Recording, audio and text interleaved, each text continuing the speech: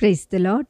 శ్రీమతి Charles Cowman గారి రచనల నుండి ఎడారిలో సెలయేర్లు అను గ్రంథము నుండి అనుదిన ధ్యానములు. యెహోవా దయాళుడు, ఆయన కృప నిరంతరముండును, ఆయనను స్తుతించుడి. దినవృత్తాంతం గ్రంథము 16వ అధ్యాయము 34వ వచనము. నేను ప్రార్థించలేనప్పుడు పాటలు పాడతాను. ఒకానొక సందర్భంలో మార్టిన్ లూథర్ పలికిన మాటలివి. క్రొత్త నిబంధన అంతా వెతికితే ఒక్క నిరుత్సాహ పలుకు కూడా మనకు కనిపించదని అంటారు అనేక మంది దైవజనులు.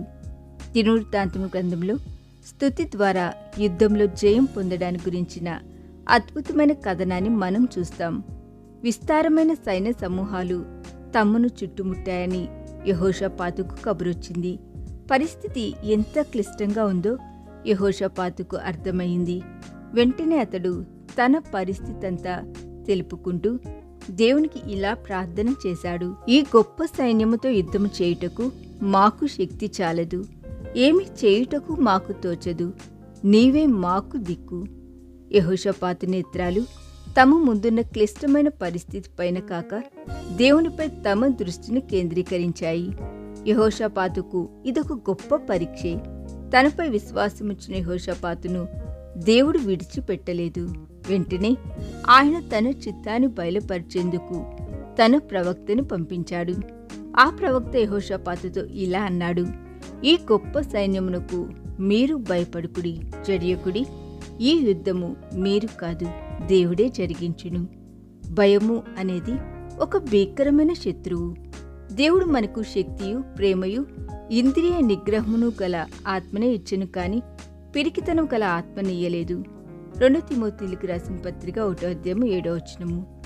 భయము మనల్ని శోధిస్తున్న సమయాలలో ఈ మాటల్ని మనం జ్ఞాపకం చేసుకుందాం. ఆ తర్వాత యెహోషాపాతు తన సైన్యానికి ముందర నడిచేందుకు గాయకులను ఏర్పాటు చేశాడు. వాళ్ళంతా యెహోవా కృప నిరంతరముండును, ఆయనను స్తుతించుడి అని దేవునికి స్తోత్ర గీతాలు పాడుతూ సైన్యానికి ముందర నడవడం ప్రారంభించారు. విజయ చిహ్నాలేవి తమకు కనిపించకముందే వాళ్ళు స్తుతి గీతికలు ఆలపించారు.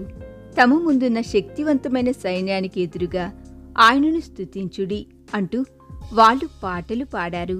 ఆ తర్వాత ఏం జరిగిందో దేవుని వాక్యంలో అద్భుతంగా వ్రాయబడింది.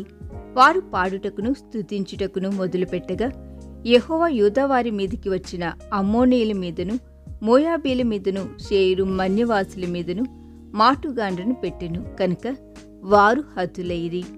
శత్రు సైన్యాలు ఒకదానినొకటి పోరాడడం ప్రారంభించాయి.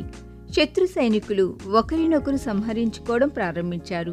చూస్తుండగానే ఆ లోయంతా శత్రు సైన్యాల శవాలతో నిండిపోయింది. ఒకడునూ తప్పించుకొనలేదు. ఆహా, ఎంత ఆశ్చర్యం! యెహోషాపాతుకు విజయం కంటే ఎక్కువే ప్రాప్తించింది.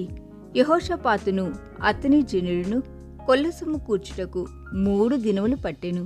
25వ వచనము. ప్రారంభం కంటే అంతం ఎంత బాగుంది! యుద్ధం తర్వాత వాళ్లంతా ఒక్కసారిగా ధనవంతులయ్యారు. అంత కొల్లసొమ్ము సంపాదిస్తామని వాళ్ళు కలలో కూడా ఊహించి ఉండరు.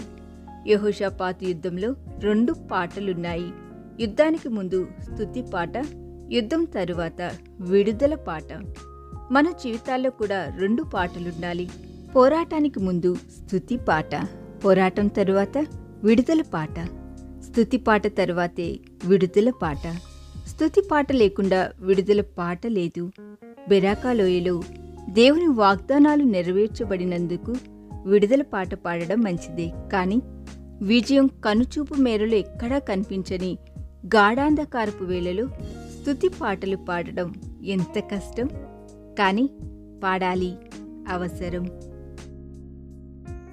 ఈ దిన ధ్యానము మనందరి ఆత్మీయ జీవితమునకు ఆశీర్వాదకరముగా ఉండునుగాక. ఆమేన్.